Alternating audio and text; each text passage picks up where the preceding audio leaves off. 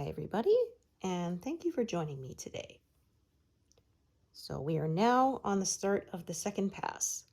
So woohoo! Yeah, totally different colors from last time. We were doing lots of purple flowers last time, but we won't be getting to those until the end of this pass, which will be a couple of months, maybe 3 or 4, depends, from now. Yeah, we are past the 13% mark, but like I said, I think 15% by the end of this month might be a bit too much for me to manage. I think 14% is probably more realistic of a goal.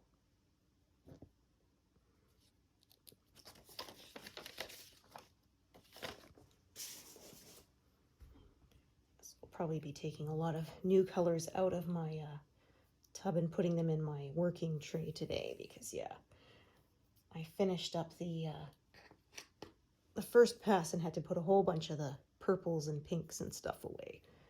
So now we're back into the water. I'm gonna assume it's the ocean, not a lake. It's got a lighthouse on the one side, so yeah, I'm gonna call it ocean.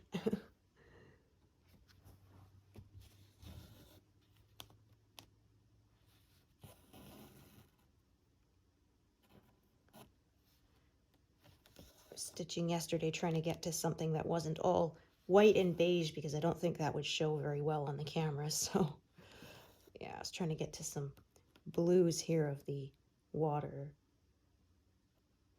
So hopefully you can all see better what I'm actually doing. I don't think white on white would show up terribly well. Whole bunch of that color in a row.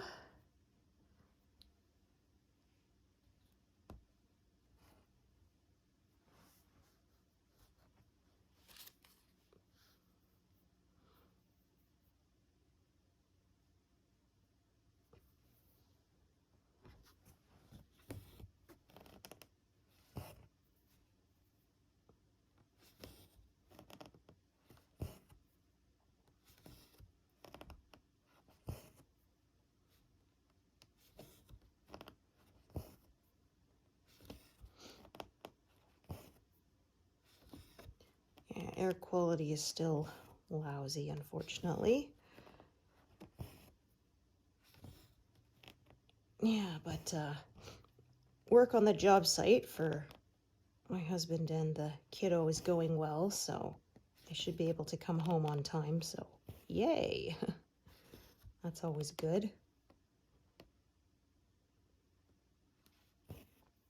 Yeah, he says the most frustrating part was they're having to wait for some paperwork, red tape stuff to come through, and which he started the process months ago, but the people on the other end kept sitting on it instead of actually doing something with it, so he's been having to bug people to get it done. So yeah, it was supposed to be done like weeks before they were planning to head out, so yeah, kind of a pain.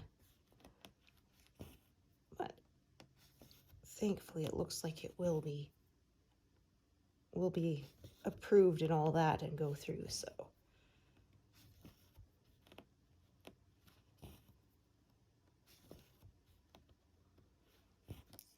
oops. Okay, probably need to start another strand here. So I'm hoping that this light here is good enough for you to be able to see what I'm doing. Maybe I'll turn on my crafting lamp. Yeah, a little extra light. I prefer to work from with natural light, but these days with all that smoke in the air, there isn't as much of it, unfortunately.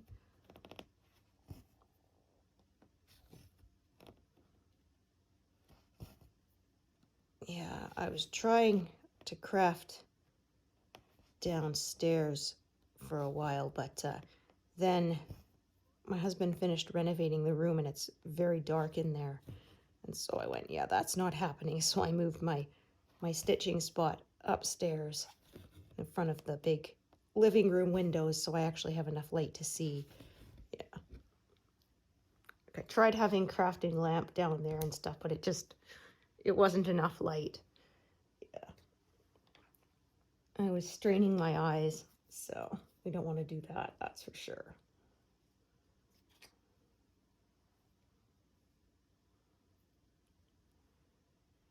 Yeah, you only get one set of eyes. You better take care of them.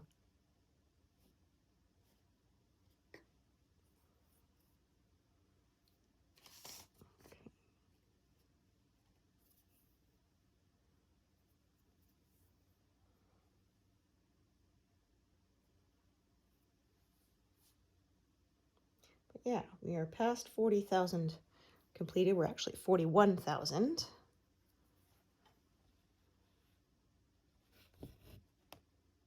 But yeah, it would have been around 50,000 to get to the 15% mark. So I don't think that's going to happen this month. So I may have to readjust my goals. However, there is quite a lot of bigger blocks here with the ocean and sky and clouds still. And also the peacock's neck is not as many colors. I looked ahead and saw that, yeah, his neck and chest and all that are very few colors. So we'll see how that goes.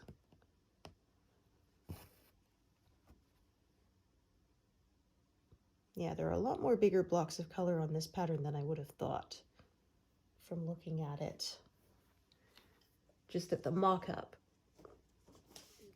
Yeah, it's funny because I had I'm on Facebook groups for Heaven and Earth Designs and stuff, and people were asking, you know, does this pattern have a lot of confetti? Does that pattern? And I thought, well, Heaven and Earth Designs, they all have confetti, right? They're very detailed, but then I realized, no, they're right. There is some that are definitely more confetti heavy than others. It depends how much background you have.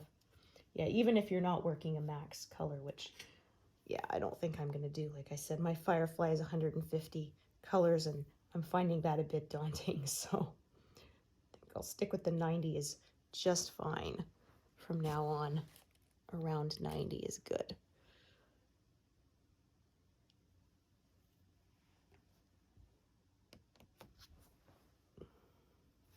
Just gotta be careful. I'm right up to the edge of my frame here. But I like to try to get it as close to that left-hand edge as I can so I don't have to reach as far.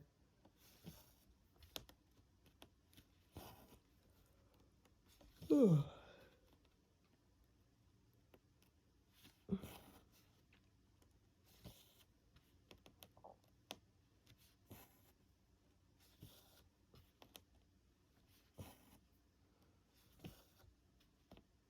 Yeah, so I'm gonna do, so this one is on 14 count, and the next one I start will be Deer Creek by Donna Gelsinger, which is charted by Heaven and Earth Designs, and that is another 14 count. In fact, it's gonna go on the piece of fabric that I originally started this one on, but then I used the wrong color. I used the 01 instead of white. Yeah, so because Deer Creek is smaller, it's 200,000 stitches. This one's 306,900. So yeah, I'm going to put it on that piece of fabric and cut off the part I messed up.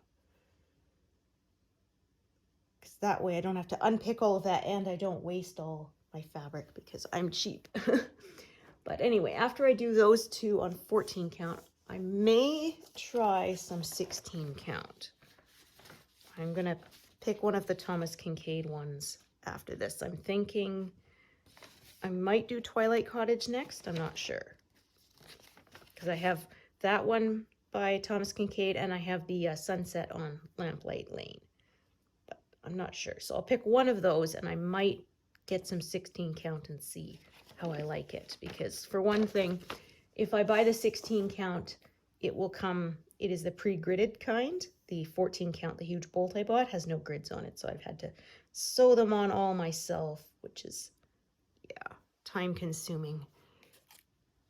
Like, I don't sit there and just sew grids all day. I usually, when I have, you know, a few months of my current project left, I do all the counting and marking, and then I start sewing the grids, and I just sort of do 1 or 2 a day, so that by the time the piece I'm currently stitching is done, it's ready to go. Because yeah, if you're you know, thinking about the fact that if it's like a 500 by 500 piece, that's right, that's over 100 grid lines to sew in.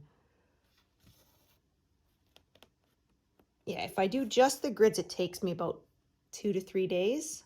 I sewed all the grids for my Oriental triptych on in 2 to 3 days because I didn't have it prepared before I finished the piece that I'd been stitching before it. So I didn't plan ahead as well that time.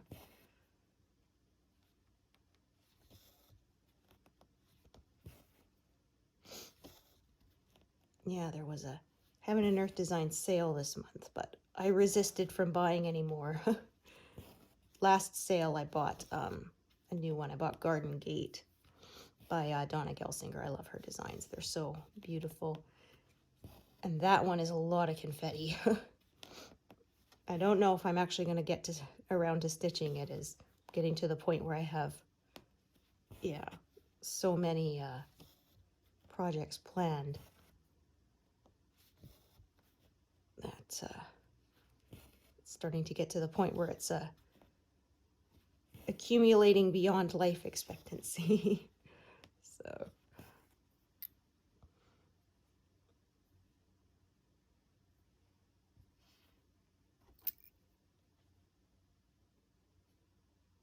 yeah, people say, do you have room in your house? Well, luckily I have a lot of walls to hang on, but you know, I don't mind if they don't ever get hung up. There was someone saying basically like, should I feel bad that I'm completing pieces and just sort of putting them in a closet when I'm done? I chimed in with my 2 cents saying I don't think there's anything wrong with stitching just for the joy of it, you know? Yeah, I don't think there's anything wrong with that. You're not hurting anybody. If you enjoy it, that's what matters. And you said you never know. One day, you know, after you're gone, somebody may discover all the beautiful works of art you did and be thrilled to frame them themselves, you know? So, yeah.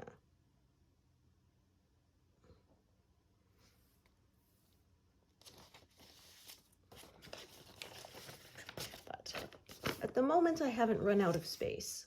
Actually, I forgot I was actually going to take this one yet. So I can see there is lots and lots of it in this area. So might as well put this in my working tray because I'm going to need to come back to it very, very often. Yeah, I haven't gotten around to finishing my last project, the Majora's Mask. I will do it, but can't say when. That part always takes me forever. I also have to pick where I'm going to hang it. I'm thinking probably outside of our rec room where we play our video games. That'll be a good idea there.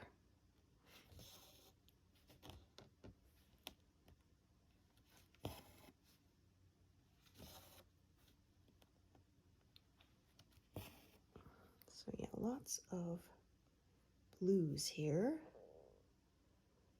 Okay, and another one to put in the tray.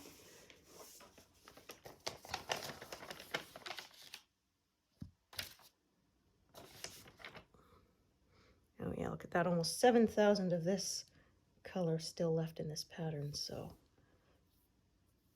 In fact, I'm gonna put that envelope out because I'm gonna need to get another skein of thread soon, I think. Only got a couple of strands left. Oh dear. A bit of a tangle here. Okay. This is what happens when I don't properly hook my leftover threads onto my thread card. They get all tangled up.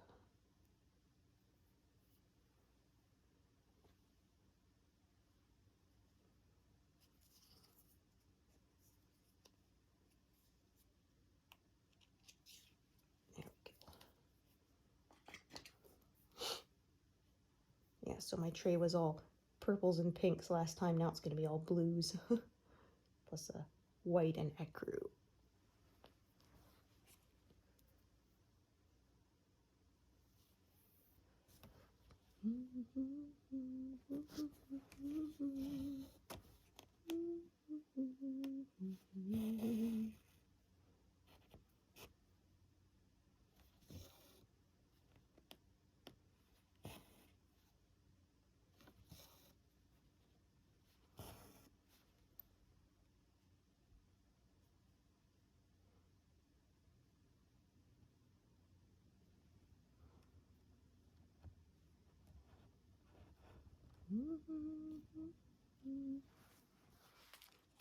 Taking one strand, two different colors here, one strand each, that's not going to work.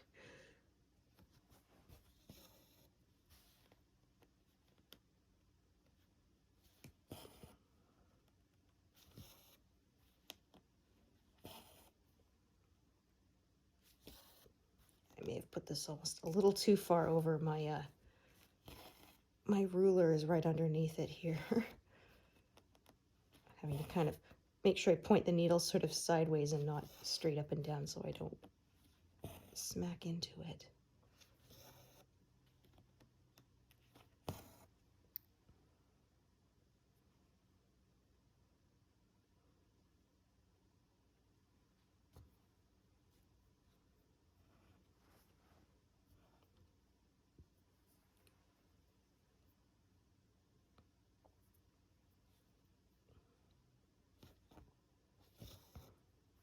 Oh, that's the wrong one. Yeah, I just realized I grabbed this one instead.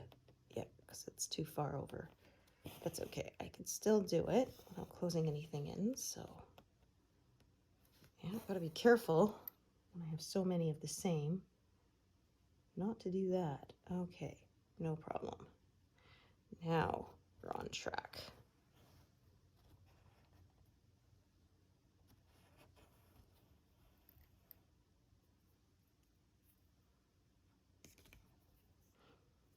Yeah, I did that with Firefly the other day. It took me a while to figure out what color I put where. I ended up leaving a few stitches that were technically the wrong shade because they were so close that I figured no one will be able to tell, not even me after a while.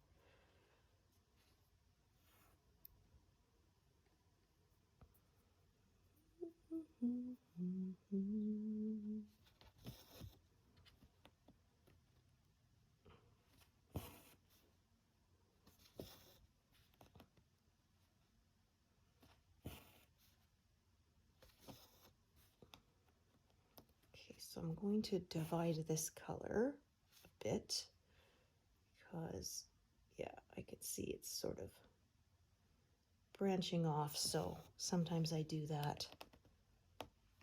Or sometimes what I end up doing is sort of taking one sort of run all the way down here and then bringing that same strand back up when it's in these sort of skinny little diagonal runs like this. Yeah, it all depends. If I run out by the time I get to the bottom, then I join a new one from the top and carry on down. Sometimes I carry the thread back up. I sort of figure it out as I go.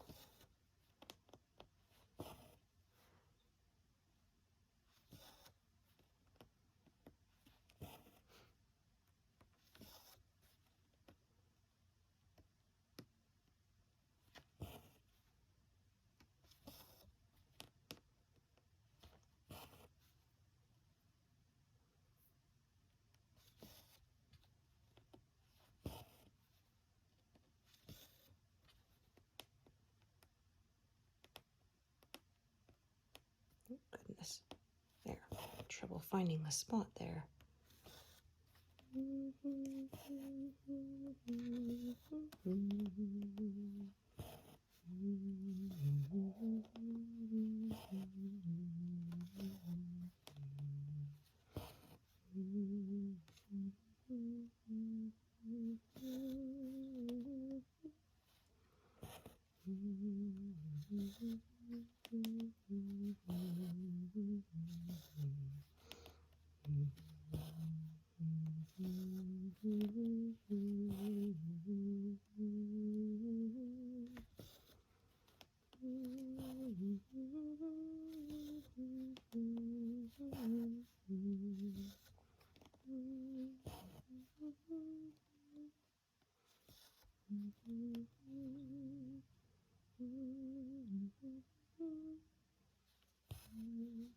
Yeah, I think I will be carrying this one back up. It's part of the way.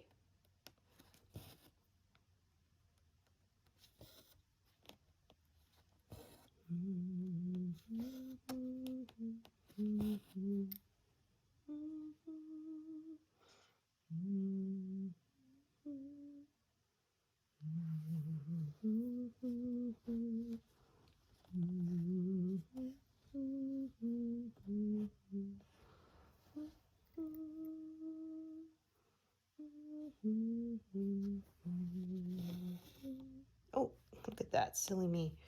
Put it right back down where it was parked instead of across the stitch. That will not work.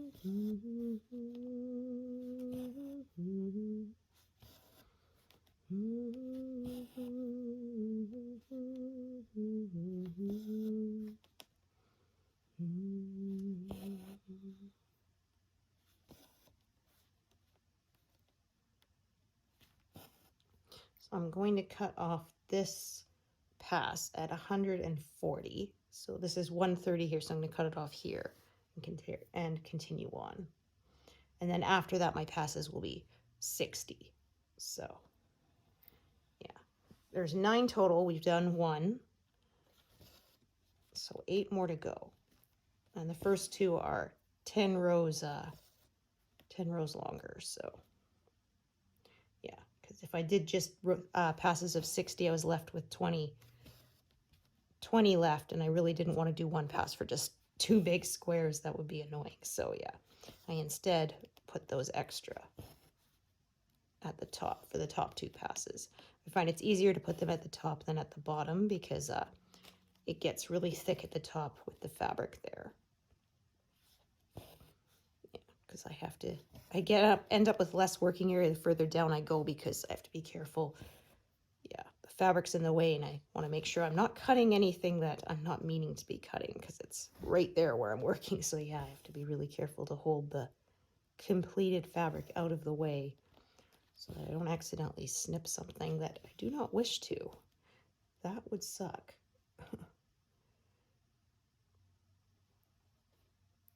Okay.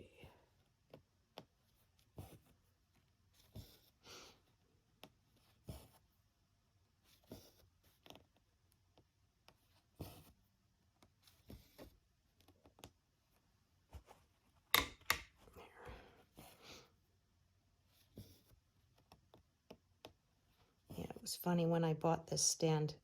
The biggest feature was the fact that the top of it rotates all the way around so you can get to the back of the work. But now I never turn my work, so it ended up being unnecessary. But I do like the fact that I can tilt the work instead of having it straight flat, because I find that this gives me a more natural angle to work at, since I always have my left hand on top and my right underneath. Yeah, I need my dominant hand underneath or I cannot find the holes. I tried alternating because I know I read there was someone who said they alternate every now and then to keep, to change position and keeps the arms from getting sore if you change it up, but I couldn't. I tried it, and with my non-dominant hand, it was just like stab, stab, stab, stab, stab, stab. It took me, 5 times as long to find the holes. I was like, okay, forget it. That's too frustrating. Yeah, I'm definitely not ambidextrous, that's for sure.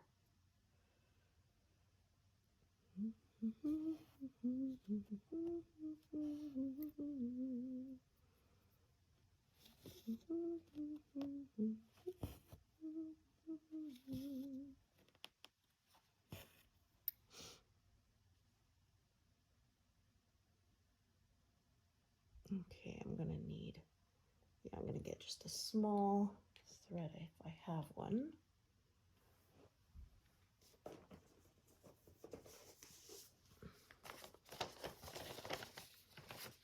For those 2 there.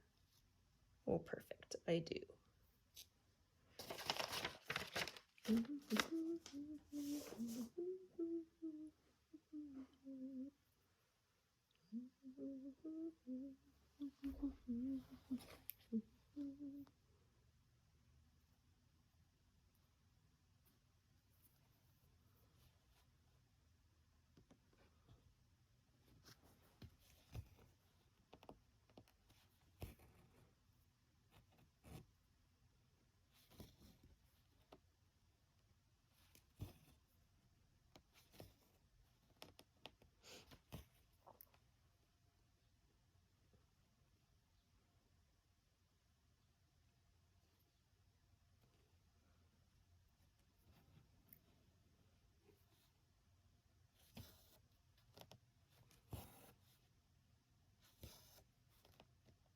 So yeah, and some people say they find it kind of confusing the way I go up and down the diagonal, but I mean, to each their own.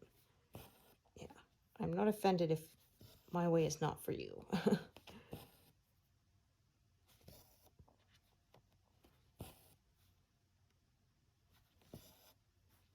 Yeah, although there was one YouTuber I saw who stitches a kind of snake method, but across, yeah, back and forth like 10 stitches. So that works too. So this sometimes I kind of snake up and down, especially when it's these skinny little runs of color, little lines of color that are only a stitch or two wide.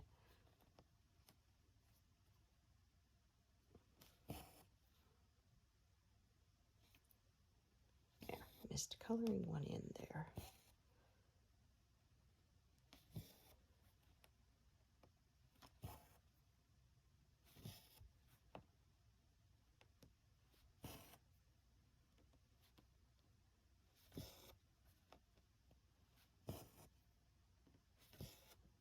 So yeah, I used to kind of stitch a similar way where I would leave gaps, so I would do all of this one color, all the runs of it, and then fill it in between. But yeah, I find this way is a little bit neater, and I'm less likely to make counting mistakes. So there is that too.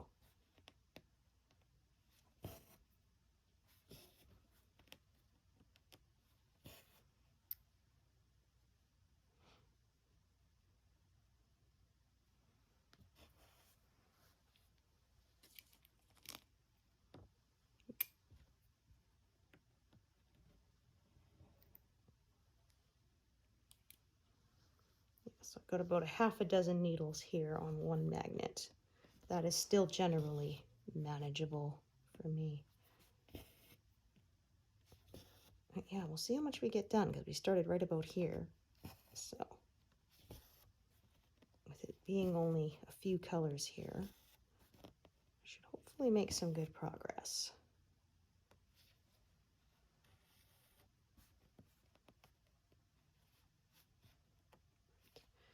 The other way because I always want to park in the same place, which is the upper right. Yeah, that's sort of the only rule I don't ever break. Because yeah, when I first started parking, I did some in the lower left and then it was hard to tell which was which. Sometimes that meant you end up with two threads coming out of the same spot and it was not good. Okay.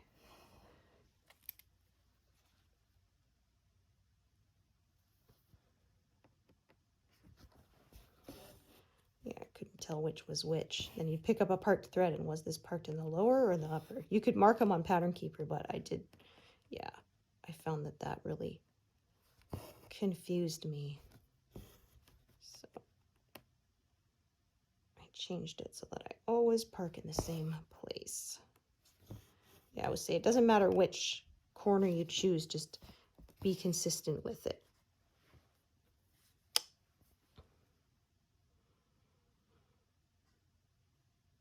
Okay.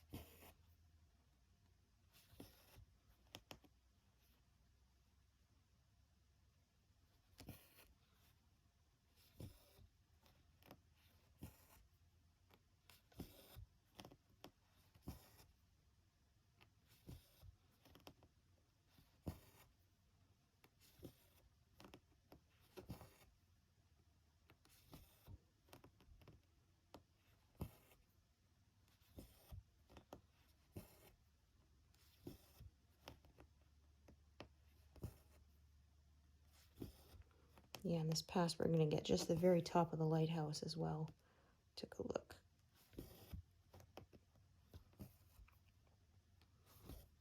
Oop, unthreaded. Darn. Those ends have come uneven. There we go. Okay.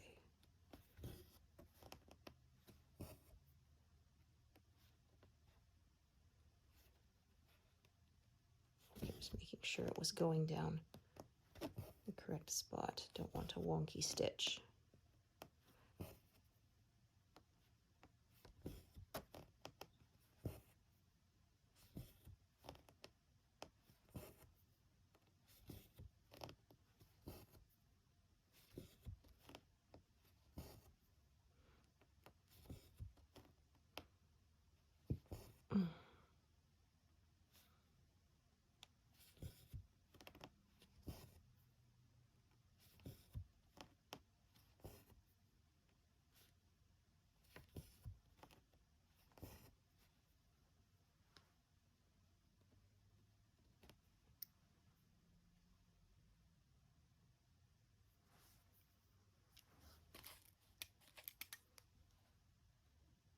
So only a few colors here, but do have to change back and forth a bit. So hopefully that keeps it interesting for you.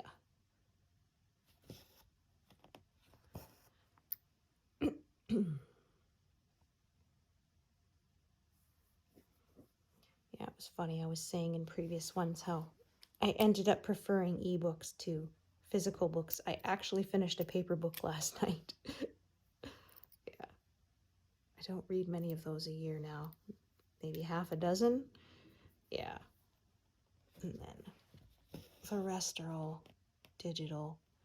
Yeah, I read about, I think, 60, 70 books a year. I used to read like 150, but I just cannot read like I used to. Yeah, it was funny because I remember once my kid was little and he said, "What are you doing, Mom?" I said, "I'm reading." He said, "Oh, on your Kindle?" I said, "No, an actual book." He says, "On your Kindle?" I said, "No, like a real book with pages. Look." I had to open it up and show him because, yeah, child of the digital age, right? Did I grab the correct thread here? Let's just... Yes, I did. Okay. Yeah, like I said, there's so many here of the same color. It can be hard to tell. Okay, I don't usually cross as I go, but I am going to this time because I want the thread to end up the other side of this run for that last stitch here before I tie off this thread. So, yeah. Yeah, but anyway, yeah, I was reading, the book I was reading though was kind of frustrating. It was, I read this really good blog post years ago by Jennifer Cruzy. You can't find it now anymore. I think it's been taken down, but she talked about positive versus negative motivations in a book. And it was a really interesting concept. It wasn't about positive as in doing good versus doing bad. No, it was positive as in the motivation for the character to do something versus negative, which is the motive of the character to not do something. Pardon me. And she was saying how negative motivation is hard to carry a whole book on because basically the resolution of it is for the character to just get over themselves already and do the thing. And so you have the whole time of the reader kind of just like, oh my gosh, get over yourself, you know, just do the thing already. And of course, when they do the thing, the conflict is over. It's the end of the story. But if you take too long to do that, yeah, it gets frustrating. And that's how it was for the book I was reading. Pardon me. Oh, darn, smoke is really irritating my throat there. But yeah, I was spending a lot of the book just being like, oh my gosh, you know, just tell him already. That's another one, is the big secret books. Can get really frustrating, I find, because you, again, spend the whole time being like, okay, enough of keeping this secret. But when they reveal the secret, it has to be a big enough deal that you understand why they kept the secret for so long. And if it's not, then yeah, you're left with an pardon me, anticlimactic, like, oh, well, that was it? You know, that was what you were so tied up in knots over? Yeah. And also, of course, if it's a big, devastating secret, if the reader has known about it for the whole book, they don't need as much time to work through it, but the character will, right? So there's that too, the balance of you can't just sort of reveal the big secret and the person that the secret was being kept from just kind of goes, oh, okay, no big deal. Like, yeah, that won't feel realistic. But if you take too long to undo that, it gets frustrating for the reader because they've been in on the secret from the beginning. So they've had time to work out their feelings about whatever it was. Yeah. So that's another one it's a common one, but I find it's hard to do. It takes quite a lot of skill. I think my most hated trope is the big misunderstanding where it was like if the characters would just have, you know, a 5-minute conversation, they would clear everything up, but they never do. And yeah, those ones I hate.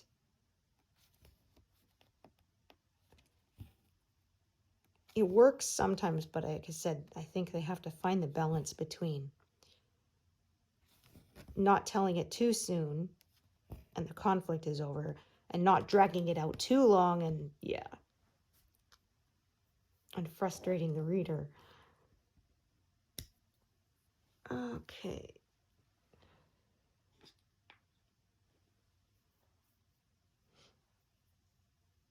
Yeah, I was kind of surprised the concept of the negative versus positive motivation isn't one that's used more of in talking about books because once yeah, I'd heard of it, it was like, okay, that makes perfect sense.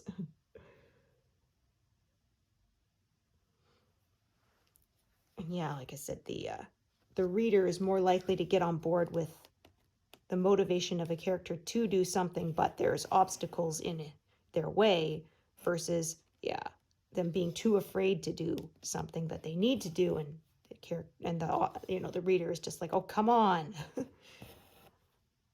you know, I want to kick your behind into gear.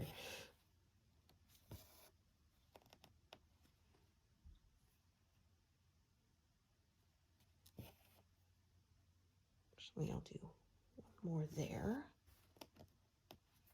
Yeah, that way I can do more of that. I don't even know what you would call that symbol next to it. It almost looks kind of like a rest in music. One of them. I can't even remember now what it's called. Yeah, I haven't studied music for a long time. I took piano lessons for, about 8 years, and I played flute in band in high school, so yeah, I still play a little bit of piano, but I'm just an intermediate player at best. Yeah, it's funny because my husband will be like, oh, you're so good. And I'm like, well, yeah, but I mean, it's really impressive to you because you don't play. I know I'm only intermediate. Like, there's 10 grades in the Royal Conservatory of Music, and I only made it to grade 5, so yeah.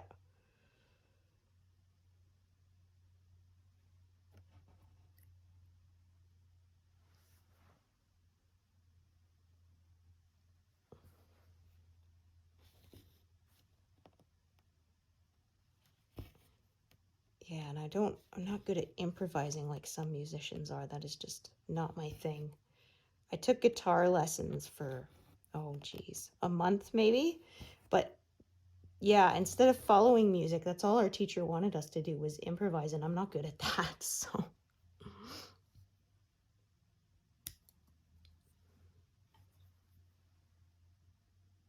yeah, there was one music teacher we had who had perfect pitch, and yeah, it was amazing. Like, you could just give him a few chords and the key of what we were playing in, and he could just basically on the spot improvise around it. And yeah, he was so good, totally gifted. I was quite impressed. I wish I could do that, but yeah, that is definitely not my strong suit. I like the music, having actual music to play from.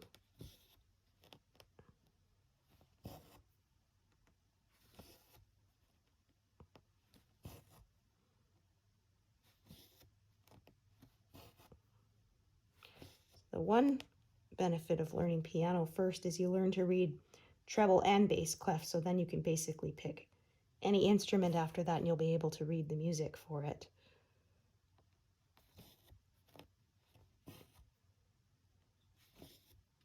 Yeah, I still have my flute, but I have not touched it in years.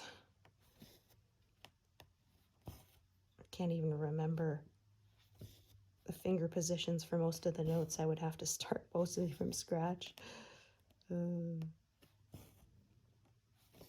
Yeah, my kiddo was in band for a while. He played the baritone, also known as the euphonium, which is basically like a smaller version of a tuba. So yeah, he played that for a few years, but getting him to practice was like pulling teeth. And so yeah, once he started high school, he quit. Well, that was also, he started 8th grade during 2020, so yeah. Because yeah, we went into lockdown partway through 7th grade, and then yeah, when grade 8 started, it was still. So a lot of time, I think band, a lot of parents sort of made covers for the instruments to keep the air from the wind instruments being blown all over the place. But yeah, it was certainly different, that's for sure. So yeah, and I found out he basically took band mostly because he liked the band trips. And I said, well, you're lucky because the last band trip we took was like less than 2 weeks before everything locked down. So you almost missed out on it. But yeah, they would give you a minimum of how much practice you had to do per month. They recommended 20 minutes a day, at least 3 times a week. And he would count off all the days and see how many days he could put it off until the end of the month before he had to do it. And then he got sick one month and then he couldn't. And I said, well, why not do them all at the beginning of the month? And that way, you know, if anything comes up, you still have time to make it up. But no, he pushed it till the end. And then, yeah, one month he basically got no practice done because he'd pushed it until the last week and a half. And then he ended up getting sick that last week and a half. So, yeah, he lost marks. So I said, I understand the motivation to procrastinate. I have it too, but yeah, you're only really messing yourself up when things go wrong. But then I say that it's funny because like every essay I wrote in high school, I think I did it the night before pretty much. And I would always tell myself, oh, I won't do that this time. You know, I will budget time and I'll do it a little bit of time so I'm not panicked. But no, I never did. I always got an A too. It was so bad. Yeah. I don't know. It was like I needed that, oh my gosh, this is due tomorrow to get me going, or I just could not, could not make myself do it. So there was one project that we had that I actually did spend months on, but otherwise, yeah. It was, oh geez, I'm trying to think, 9th or 10th grade social studies, we had to do a self-directed project for 10% of our grade. And it could be lots of things. There were some guys who built models of whatever it was we were studying. There's a guy who made a little guillotine. Yeah, different. There's someone who did a video project presentation. I did basically like a book report kind of thing. Yeah. Oh, and I remember I went to all the trouble of typing it all up, and then I accidentally saved something else over that file. And this was back in the old DOS days, so yeah, I had no way of retrieving it. So, oh, I was so upset. So I had to find all my notes and basically retype the whole thing from memory, what I had typed the first time. I had just like my table of contents, and that was pretty much it. Oh, yeah, I was very upset with myself. You know, nowadays you have automatic backups and stuff. It would be a lot easier to recover a copy. Yeah, because I hadn't even printed out a hard copy yet, so it wasn't like I could just retype from what I had done then, yeah. I was not happy with myself. Yeah, this was back in the, before we had any Windows on our computer. It was, yeah, like I said, DOS, and I used WordPerfect with the black screen and the green text. And navigating was through shift and arrow key commands and stuff, yeah. It was funny, actually, a few years ago, my husband was clearing out his office space and he found my old WordPerfect manual. I said, man, I feel old. I put a picture of it on Facebook, and I had a lot of my younger friends who were like, what's WordPerfect? I'm like, yeah, that was the precursor to Word, Microsoft Word.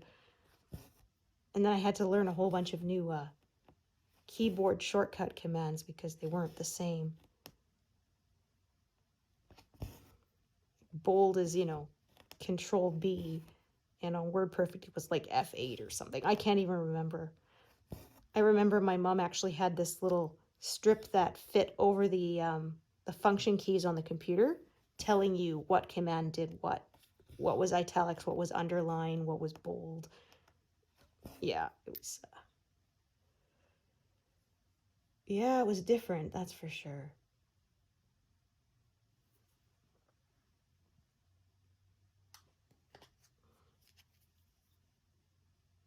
Yeah, I said, you're old when. Getting a computer mouse was getting mice for the computers at school was a big deal.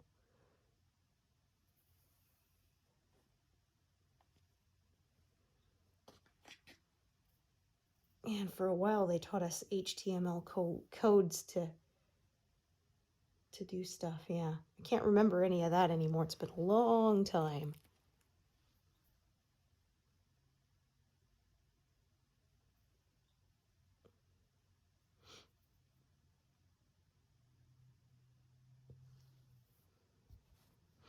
Yeah, I even remember learning to do mail merge programs, which was all a lot of coding. You had to make 2 files, and then, yeah. I would have no way of remembering how to do that anymore. Oops. Didn't go quite back down in the right spot. Yeah, Word has a mail merge program too now, but it does a lot of that work for you. You get a template to work from. You don't have to start the coding from scratch. Yeah, my kiddo's taking computer programming, computer science, so who knows, maybe that'll be something he's interested in for a job one day.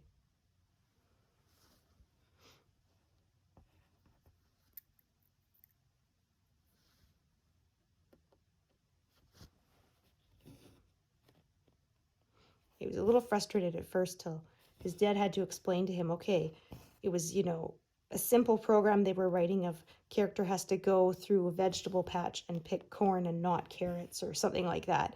And yeah, my husband had to explain to him, okay, like this character knows absolutely nothing unless you tell it to her. You have to tell her to walk, you have to tell her to pick it, you have to tell her what to pick and what not to pick, like everything. Yeah. She's a blank slate and doesn't know anything. After that, then he started to get it, so. Yeah, we had to do a simple little animation program, I remember, for my computer class in school, and I did one of a dolphin sort of jumping and doing a flip and going back into the water, and then the person next to me, I was asking for help, and she wanted to do like a fisherman catching a fish, so like showed a little, hook with the worm on it wiggling around, and then the fish comes up and bites it. And then, yeah, after the first few frames, she didn't draw the worm. And then she's like, why is the worm gone? I'm like, well, because you have to actually draw it in. If you don't at least copy and paste it or something, it's not going to be there. Oh.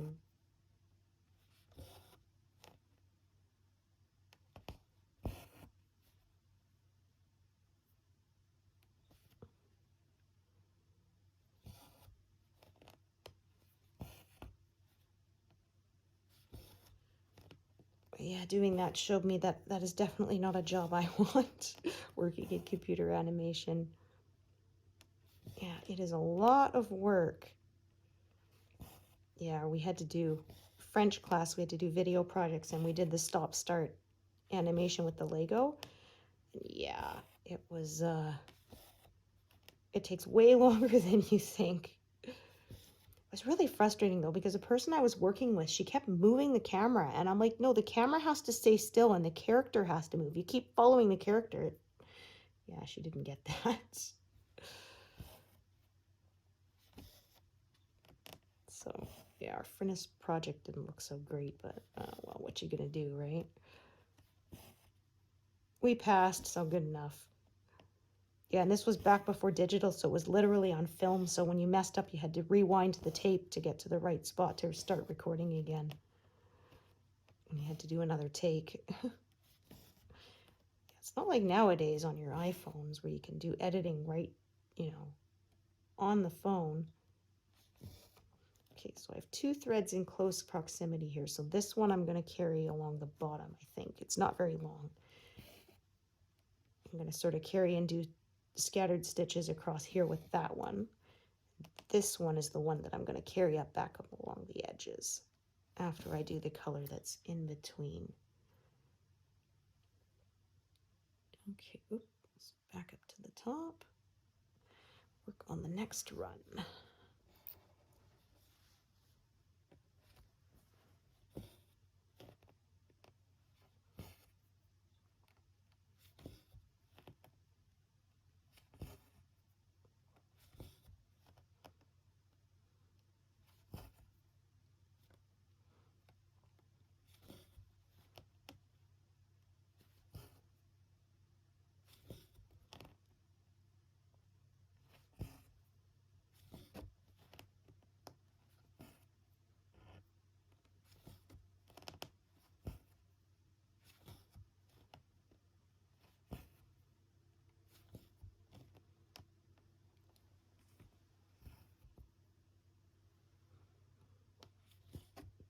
Oh, yeah, when there's fewer colors, you can make a lot of progress. As you can see, we're almost at 200 stitches in less than an hour, so that's always nice. Yeah, it's another reason why I like to switch the colors up too. I find those little breaks is enough that I don't get pain from doing the same motion over and over too much.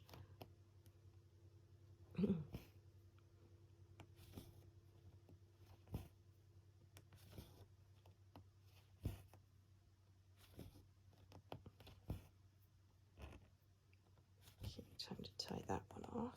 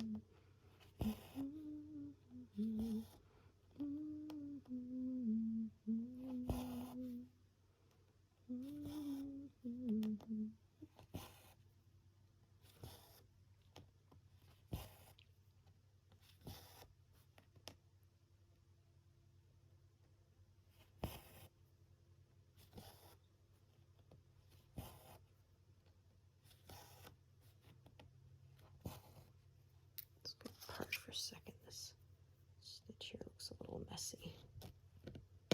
There.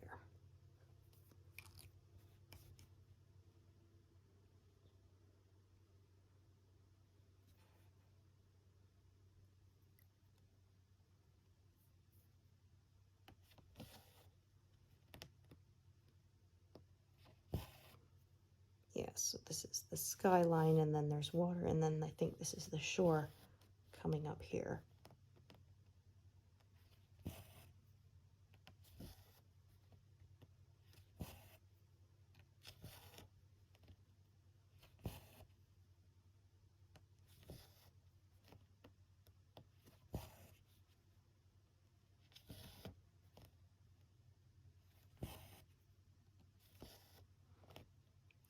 Progressively getting darker blues as we work our way downwards. Oh yeah, past 200 now.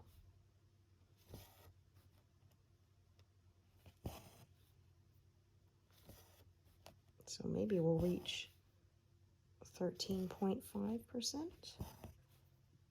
We'll see.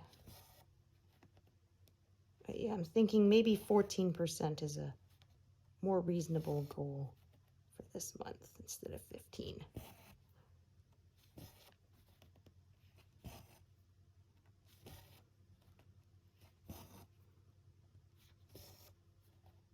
Oh, no, pierce the fabric there. Yeah. There's too much resistance on my needle there, so I knew that didn't feel right.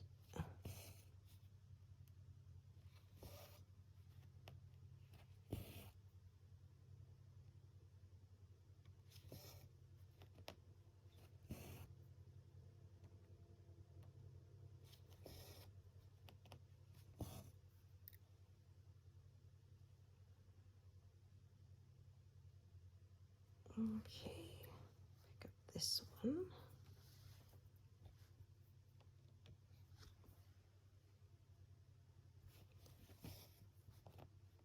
And carry this one back up.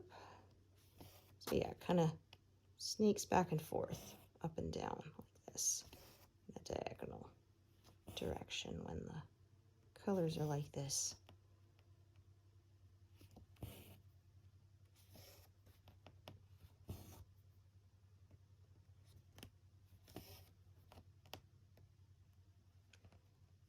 Okay.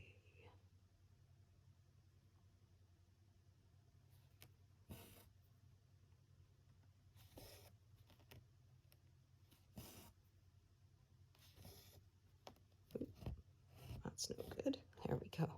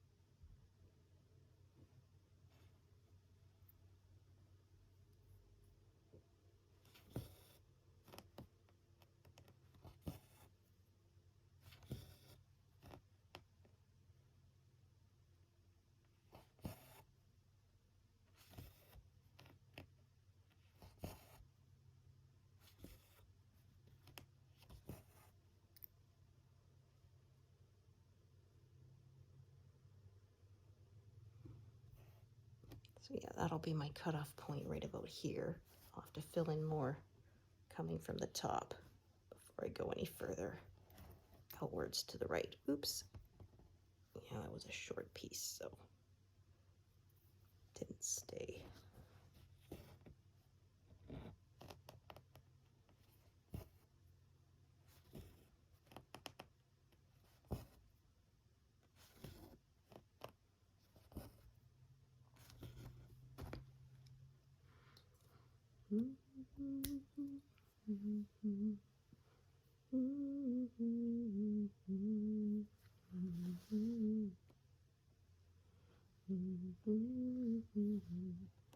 So yeah, not huge blocks of color here, but because it's stripes of only, you know, 3 or 4 colors, it goes pretty quickly. So yeah, like I said, get all of this done here.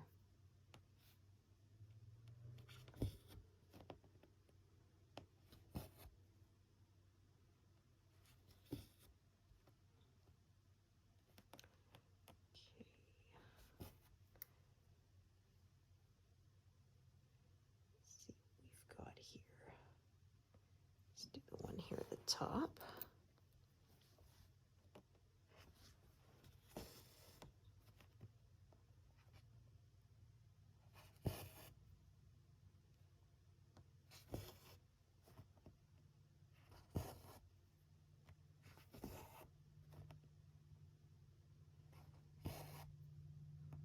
I think I'm actually going to park this one.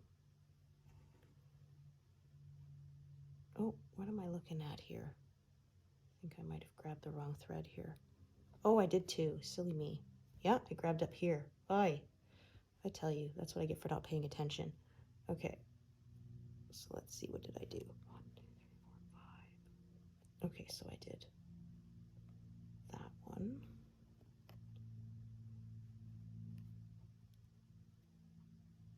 And I did that one. Yeah, was not paying attention. My fault. Ugh, grabbed the wrong one. Okay, that's all right. I'm going to unthread that for a while because I'm not going to use that for a bit. So I'm going to just park that there.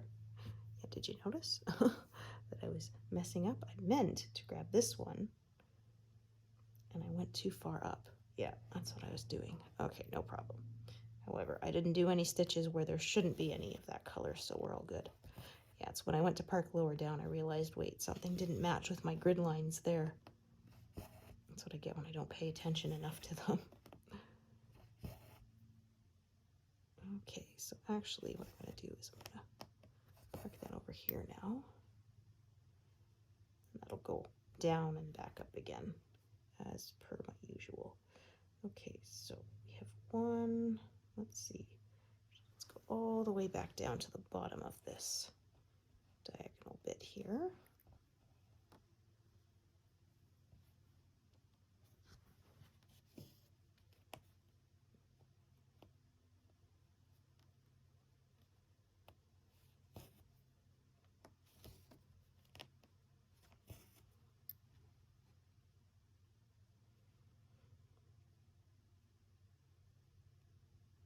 I could just attach a thread from the top and meet in the middle, but I decided for now I'm just gonna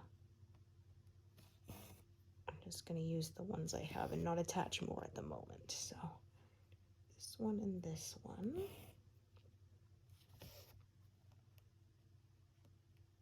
And then I'm going to not tie a knot. Oh, goodness, stop doing that. Okay. Fill in that one.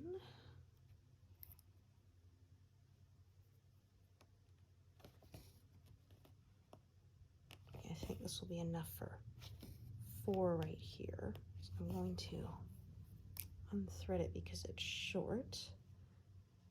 Then back to this color, and now I'm going to work up again until I run out, and then I'll start another thread.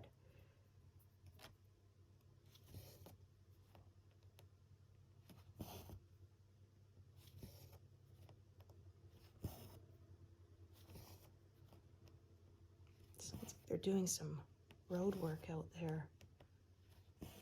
Yeah. often say here we have two seasons, winter and road construction. It's definitely the season of road construction. Yeah, I was coming home the other day and had to make a big detour because I didn't realize they'd ripped up the street that I was going to take.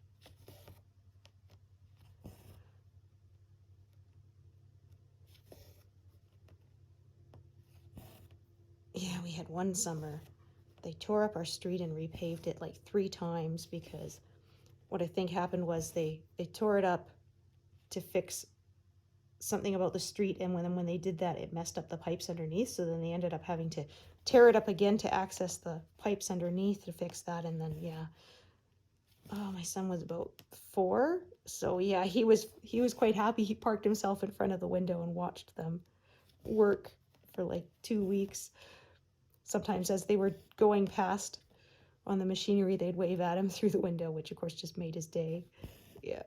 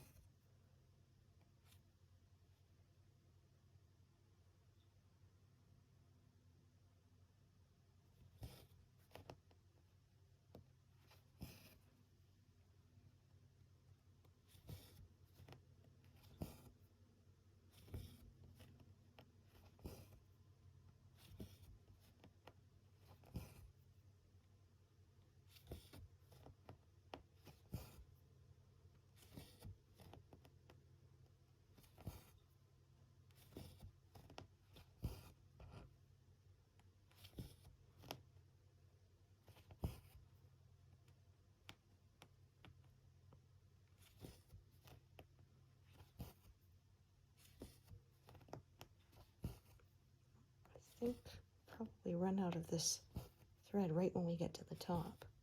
So that was why I chose not to add another one at the top. I figured this would probably be enough, and then I'll add a new one to work my way downwards.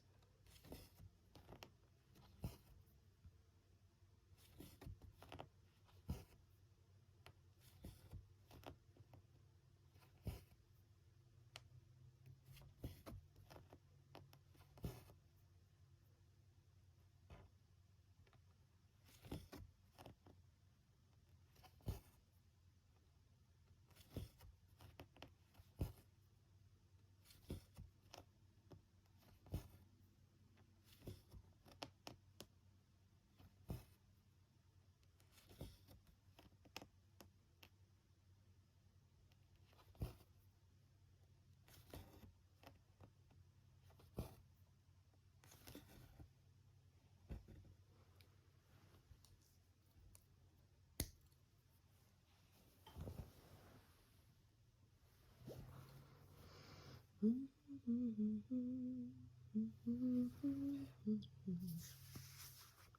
I almost grabbed the wrong thread again, but then I noticed I was in the wrong place because my grid lines didn't match, so caught myself that time.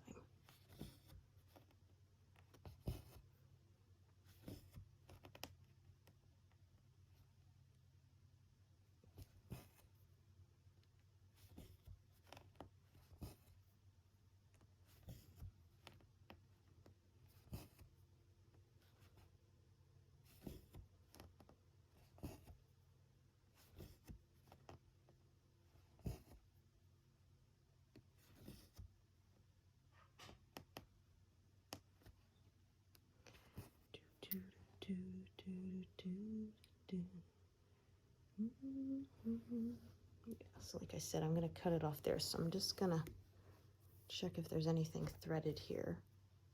I'm going to unthread it because I'm not going to be using them for a while. So yeah, I'm going to set all these ones aside here.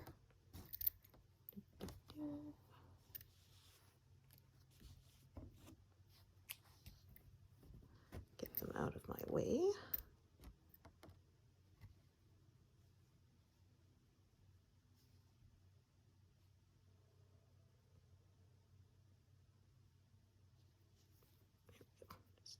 Had some threads threatening to tie themselves together, so let's put a stop to that, shall we?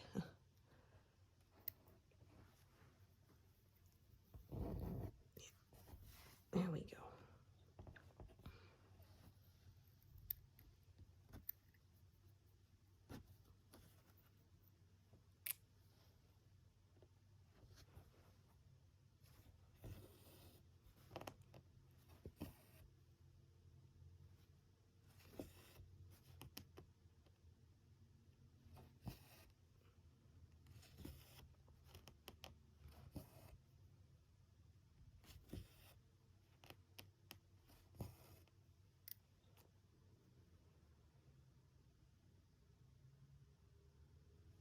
Okay, let's start yet another of this. Look at that, we're at 13.49. So we might hit 13.5. We'll see. Actually, hang on a minute. I'm gonna just look further down here. I might actually do those first. Yeah.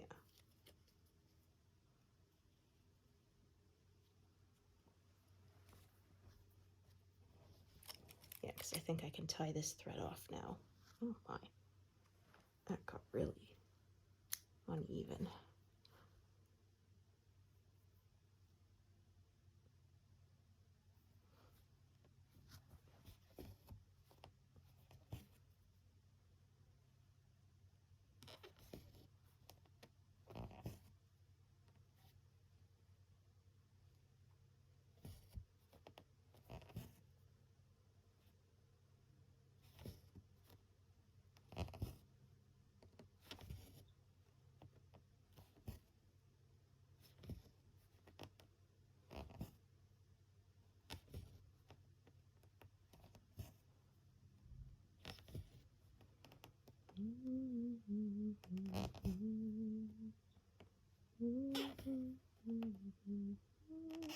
My goodness, this needle's being very squeaky.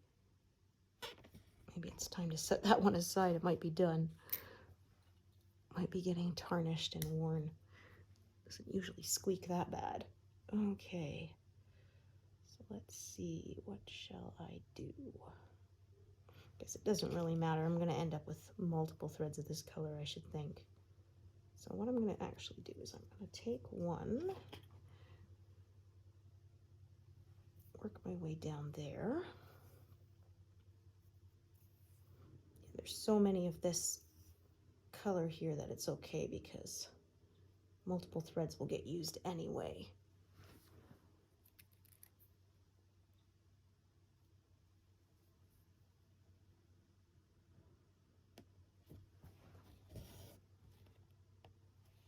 Yeah, this needle is not squeaking, so I think that was the needle's fault. That one may be time to discard it.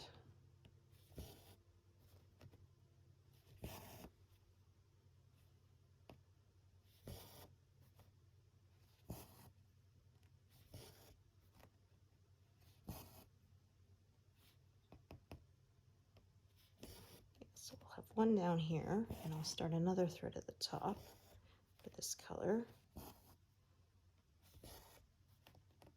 I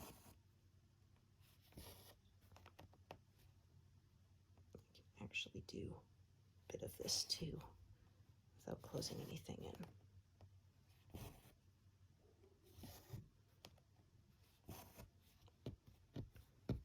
Oh my gosh, there we go.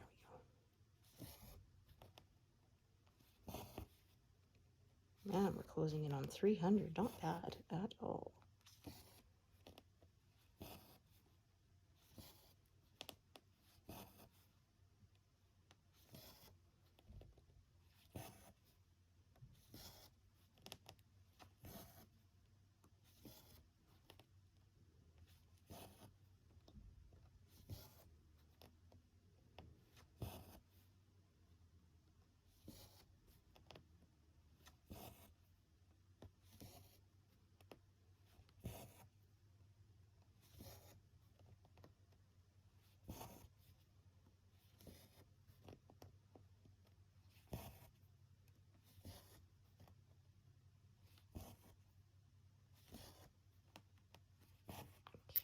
apart for a bit.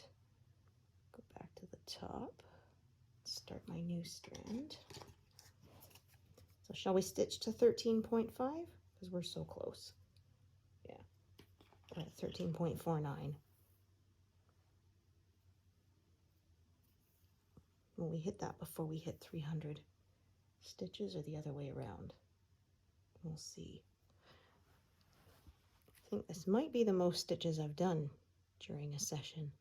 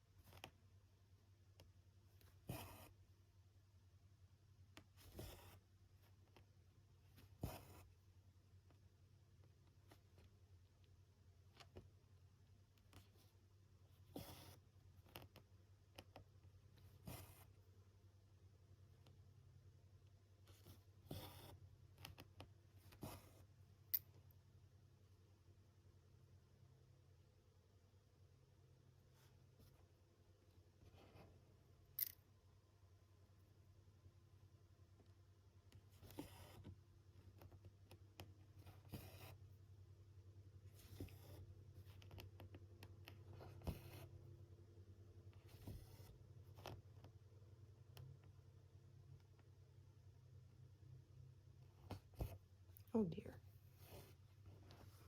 Don't know how I managed to do that.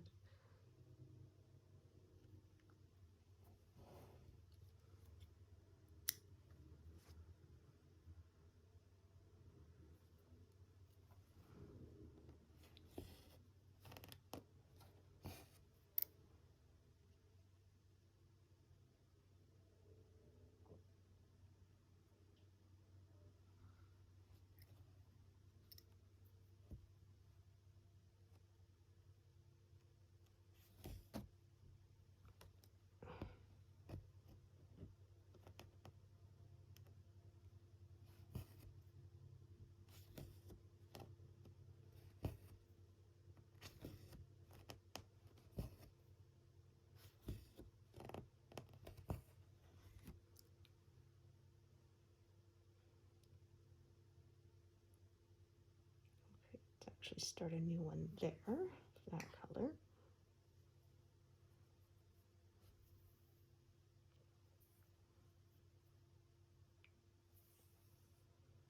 I think I'm actually going to start at the bottom, bring this up.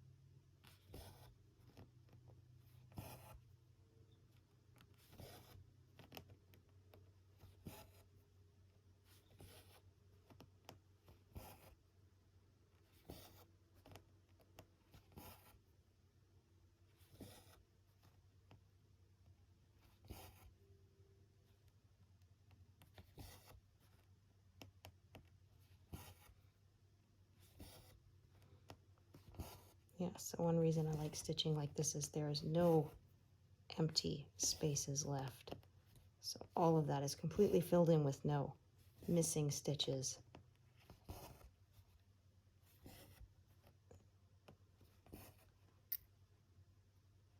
right, let's see. Yeah, 13.5. Oh, look at that. And we hit 300 exactly at the same time. Isn't that cool? I love when numbers work out that way. Yeah, so anyway, thank you so much for joining me today, and hope to see you here again another time. Right, thanks everyone. Bye.